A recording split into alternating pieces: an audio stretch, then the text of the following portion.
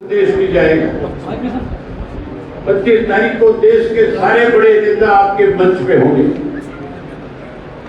जो Indian national Lokdal party के बारे में कहते थे खत्म हो जाएगी, 25 तारीख को सारे देश के नेता उस इंडियन नेशनल लोकदल पार्टी के चौधरी देवीलाल सर के सम्मान दिवस में शामिल होंगे। जहां सब लोग आएंगे, सब शामिल होंगे। भाई हमारे की बार के सम्मान दिवस के ऊपर अपनी तरफ से कोई कोर कसर नहीं छोड़नी।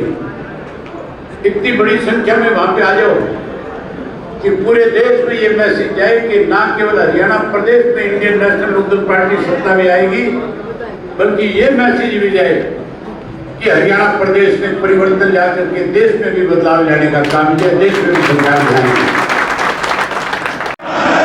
परिवर्तन लाना है, परिवर्तन लाना है। सम्मान दिवस है। इंडियन नेशनल लोकदल पार्टी जो है चौधरी देवीलाल जी के जन्म दिवस को सम्मान दिवस के रूप में मनाती है। और इस साल हम कैथल में मनाने जा रहे हैं। अब तक मैं 16 डिस्ट्रिक्टों की कार्यकर्ताओं की बैठक करके आया हूँ और 16 डिस्ट्रिक्टों में जिस किस्म का उत्साह मैंने देखा कार्यकर्ताओं में, मैंने अपने राजनीतिक जीवन में पहली बार देखा है कि कार्यकर्ताओं में इतना बड़ा उत्साह है।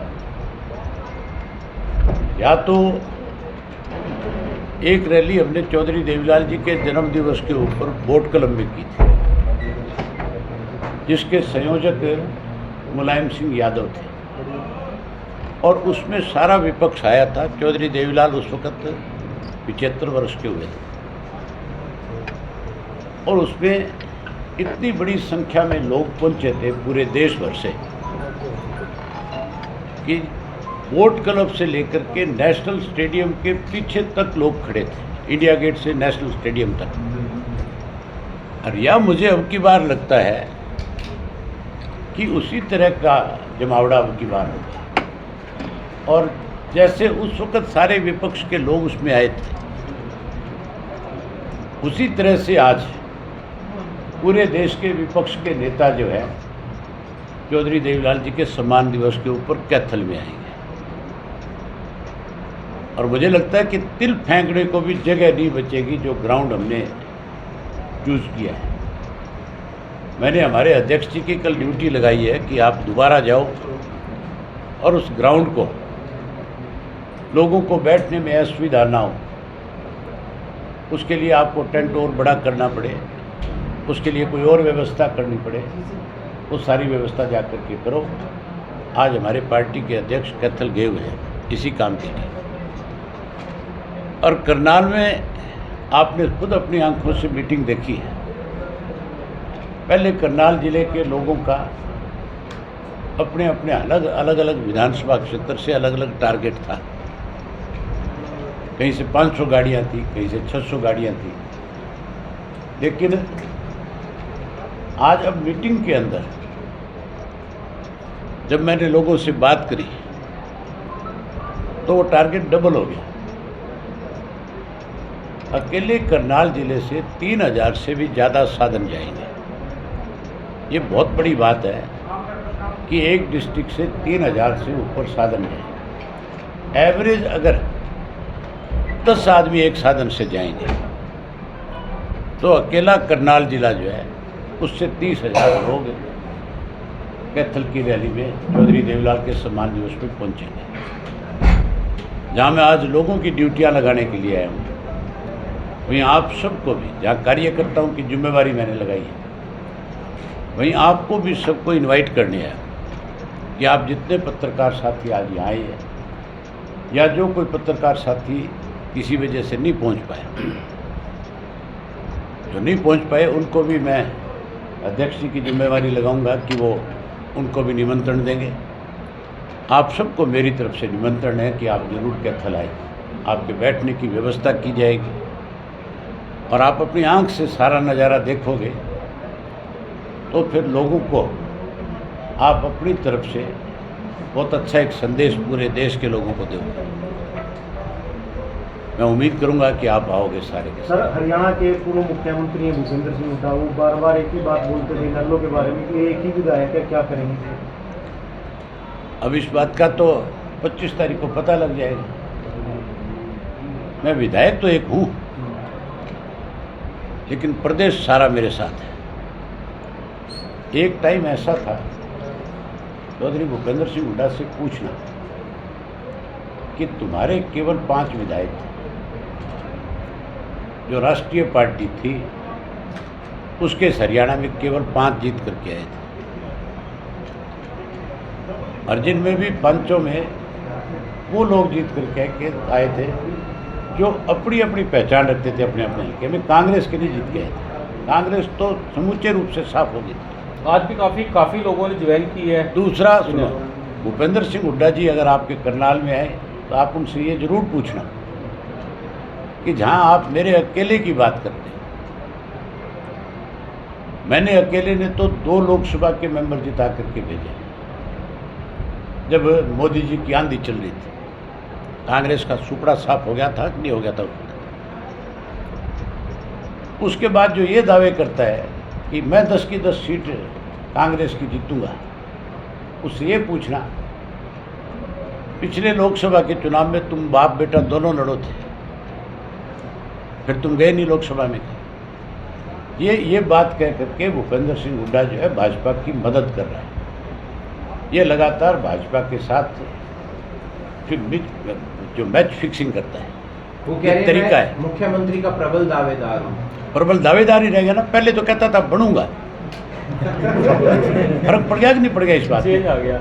आप आगे और देखना, 25 के बाद और बड़ा चेंज आ जाएगा। तो कांग्रेस तो आपके साथ अलायंस में है। कहाँ है? अभी कोई अलायंस में नहीं। जैसे कहा जाता है इंडिया इंडिया तो गठबंधन बनाया गया है, तीसरा उसको लोग आ रहे हैं, कौन लोग आ रहे हैं? क्या गठबंधन में आप हैं? अभी तक नहीं हम गठबंधन, अभी तक नहीं है। 25 तारीख के बाद फैसला करेंगे अबे भाई साहब, कि हमने क्या चौटाला कर- साहब ने ही तीसरे गठबंधन की बिल्कुल, starting की थी ये उन्होंने। शुरुआत चौटाला साहब की है, लेकिन अब तक हम उसके पार्ट नहीं है। अब एक और नया बयान आया भूपेंद्र सिंह हुड्डा का, वो कहते हैं गठबंधन फैसला नहीं करेगा, लेकिन हरियाणा में हम 10 की 10 सीटों पर हम चुनाव लड़ेंगे। भूपेंद्र सिंह हुड्डा से ये तो पूछो अपने बेटे की टिकट ले आएगा अपनी, 10 तो बहुत हो जाती है। अभी बापू बेटा के खिलाफ बड़े नारे लगे कांग्रेस के, बड़ी उन्हीं से मारपीट हुई है, लगाने वालों से करनाल में पूछो, बड़ी मारपीट हुई है, क्या लगता है आपको? लगाने वालों से पूछो करनाल में और लास्ट सुनने वालों से पूछो, वो बताएंगे। शिकायत भी हुई। विधायक कांग्रेस मामन खान- पार्टी की एक विधायक मेमन खान को गिरफ्तार किया गया है। कांग्रेस पार्टी की जो हालत है आज की तारीख में, पहले कांग्रेस के लोग अखबारों में लड़ते थे, अलग अलग जगह जा पे प्रेस कॉन्फ्रेंस करते थे, पब्लिक में नहीं जाते थे। अब इन्होंने हमारी परिवर्तन यात्रा जब शुरू हुई, उसके बाद एक अभियान शुरू करा, हाथ से हाथ जोड़ो। वो अभियान हाथ से हाथ जोड़ो होने की बजाय हाथ से हाथ तोड़ो बन गया। आज आपस में लड़ते हैं, हाथ मरोड़ते हैं कि नहीं मरोड़ते एक दूसरे को। आपस में आपने कहा करनाल में झगड़ा हुआ, गाली गलौज में कपड़े फाड़े, एक दूसरे के साथ मार कुटाई करी। अगर किसी राजनीतिक दल में इतना बड़ा इनडिसिप्लिन होगा तो लोग उस पर कैसे विश्वास करेंगे? सर मोनू मानेसर, इसलिए कांग्रेस खत्म हो जाएगी। सर भाजपा की क्या मोनू स्थिति है? मानेसर और भाजपा- मामन खान गिरफ्तार हो गया, दोनों गिरफ्तार कांग्रेस हो के गए। मामन खान।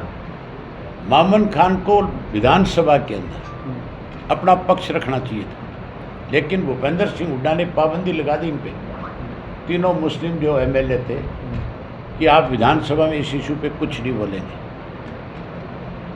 अगर कांग्रेस इस मामले को सीरियसली विधानसभा में लेती, अपोजिशन की भूमिका निभाती, तो आज मुख्यमंत्री इसके लिए पूर्ण रूप से दोषी माना जा सकता था। क्योंकि मुख्यमंत्री का एक बयान है, उन्होंने कहा कि बड़ी साजिश है, और आज तक उस साजिश का पर्दाफाश नहीं हुआ। आज तक भी वो बात सामने नहीं है। इनेलो क्या मांग मोनू- करती है? सर- सर, इनेलो सर- क्या मांग करती है साजिश को खुलासे के लिए? हर हालत में खुलासा होना चाहिए।